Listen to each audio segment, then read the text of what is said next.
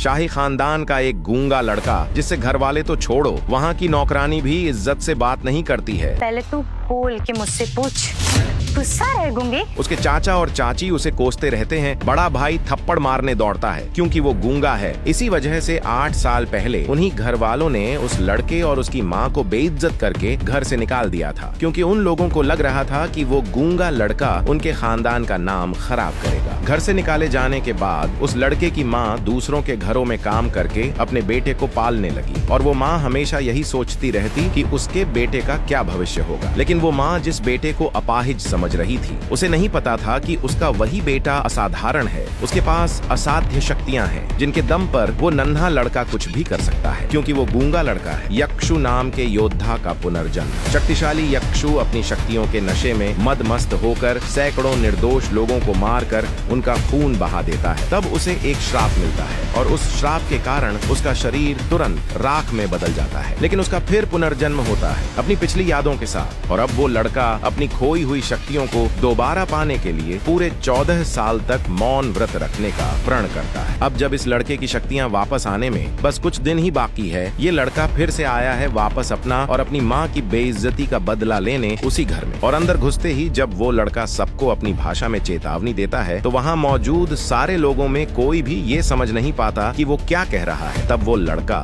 वहाँ रखी एक कॉपी में संस्कृत में श्लोक लिख कर बताता है कि वो क्या कहना चाहता है। ये क्या देख रही हूँ मैं? इसे संस्कृत भाषा लिखना आता है? ये कैसे हो सकता है? ये तो कभी स्कूल भी नहीं गया। कपिल, ब्रश को हल्के हाथों से पकड़ो, अपनी कलाइयों को लचीला बनाओ, ब्रश पर हल्के से दबाव बनाओ। इन तीनों नियमों से इस पर अक्षर उभरेंगे। ये तुम्हें सीखना होगा, चाहे तुम्हें कितना समय लगे, नहीं तो तुम्हें सबसे सख्त सजा मिलेगी।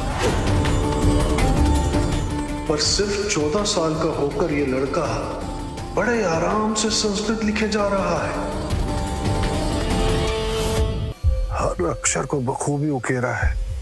इसने लिखा है कि जो दिखता है वो होता नहीं। तुम मुझे आंक सको ये तुम्हारी औकात नहीं। मैं शायद तुम लोगों जैसा मामूली इंसान नहीं।